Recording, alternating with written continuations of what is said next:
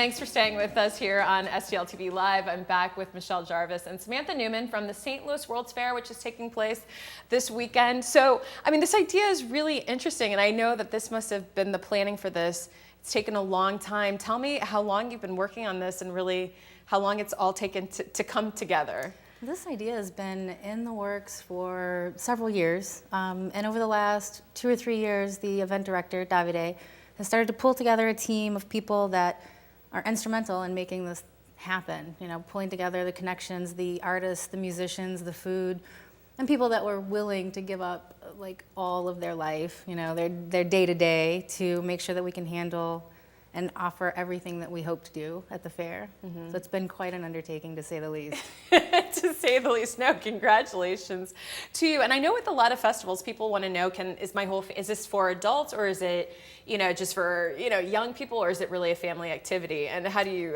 respond to that, Samantha? Well, it runs Friday from 4 to 10, and Saturday and Sunday are both 10 to 10 each.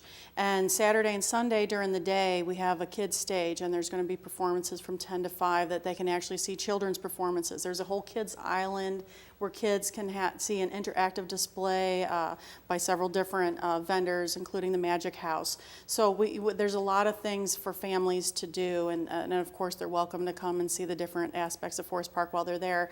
And you know, and then at night, you know, we have the battle of the bands going on. We have it down to 4 bands, and then there's going to be a wild card that gets brought back to see who wins the whole thing. And then there's a wine and beer garden. So there's the nighttime culture and, you know, music. So there's something for everybody, no matter whether you're 1 to 100. So we got it covered. You got it covered. When you were putting this together, I mean, in terms of everyone from sponsors to vendors, what was the general sort of reaction when you say, hey, you know, we're putting on the St. Louis World's Fair, but in 2014? What was the response? Was it like, how do you do that? Was it's so cool? What was the general response, or how's it been so far, the response? There's been a lot of excitement about it, you know, a lot of excitement.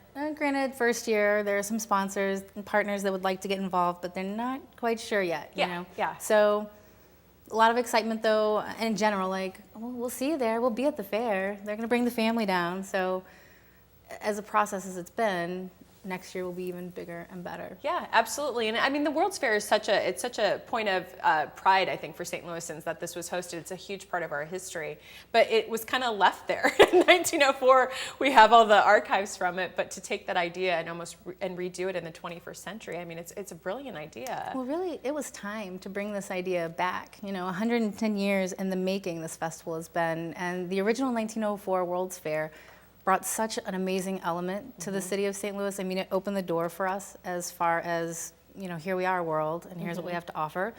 So it was just due. It was time to celebrate that innovative energy. It was time to celebrate that creative technology. The time is now. I do want to mention that this has been dubbed a green festival, and you alluded a little bit to the environmental aspect before, but if you want to sort of expand on that, because we are in a time where, you know. Absolutely. Well, like I said, it's about 3/5 green as far as, you know, taking the solar power. We also, we're using Bonfire. It's an app that people can download ahead of time, and when they come to the fair, they can have a list of all the activities so that we don't have to print a bunch of programs, and, you know, that they can be able to use that. We're working with St. Louis Earth Day, and they are doing all of our recycling, so people will be hopefully conscious to put glass bottles in the recycling and not in the trash. So just simple steps like that that people can take to make sure that we're green will make a big difference. Okay, no, I think that's the direction you kind of hope everyone would move in, especially I think on my way here, it was like carbon, you know, talking about carbon footprints and climate change. Again, this weekend, anything else to add before we go, wrap things up? We've got a great lineup of music. I know we talked about art and food, but if you have time, definitely getting down there Friday, Saturday, or Sunday. We have an amazing lineup of music going on, so definitely something to check out. Okay. All right. Well, it's this weekend. You have to check it out. The St. Louis World's Fair. It's going to be right there in Forest Park on Art Hill. The information's right there for you on the screen.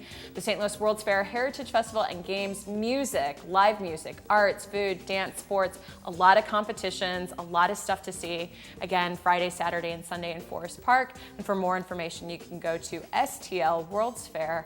rekindled.com. And just, I will be there this weekend, but congratulations to you guys again, and just good luck with everything. Thanks. Thank you. And you can sleep afterwards. Absolutely. We'll see you at the fair. We'll see you at the fair. All right. Well, please stay with us. We have more STL TV Live when we come back after this break.